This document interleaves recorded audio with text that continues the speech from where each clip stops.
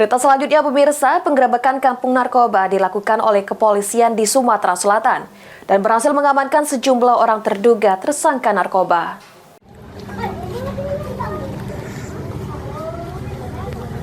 Penggerebekan kampung narkoba dilakukan oleh kepolisian di Sumatera Selatan. Jajaran Polres Banyuasin melakukan penggerebekan di dua lokasi, yaitu Lorong Sabudi, Jalan Pangeran Ayin, Desa Kenten Laut, Kecamatan Talang Kelapa, dan di Lorong Kelapa. Lalu Polres Prabu Muli di daerah Gang Amir, Kelurahan Mangga Besar, Kecamatan Prabu Muli Utara, Kota Prabu Muli. Dari hasil penggerebekan ini, polisi berhasil mengamankan sejumlah orang terduga tersangka narkoba. Mendapatkan 7 orang yang diduga pengguna narkoba, kemudian dengan barang bukti hisap, kemudian para pengguna akan kita bawa ke Polres untuk lakukan pengecekan urin.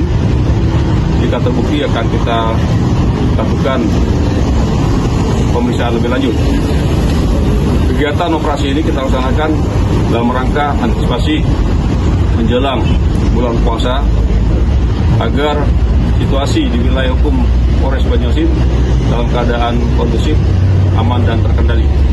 Penggerebekan di daerah Gang Amir, Kelurahan Mangga Besar, Kecamatan Prabu Muli Utara, Kota Prabu Muli, yang mana ada bedeng kontrak yang sering dilaporkan masyarakat tempat transaksi narkoba. Tempat kos-kosan ini juga merupakan telah berulang-ulang kali diadukan oleh masyarakat sebagai lokasi sering digunakan untuk mengkonsumsi narkotika. Kemudian laporan tersebut ditindaklanjuti, kemudian pada saat sekarang berlangsung operasi Pekat Musi 2025 dalam rangka kita cipta kondisi Kamtibmas di seluruh jajaran Polda Sumatera Selatan, dan alhamdulillah sore hari ini kita dapat mengungkap satu tempat kos yang seringkali digunakan sebagai tempat penggunaan daripada narkotika.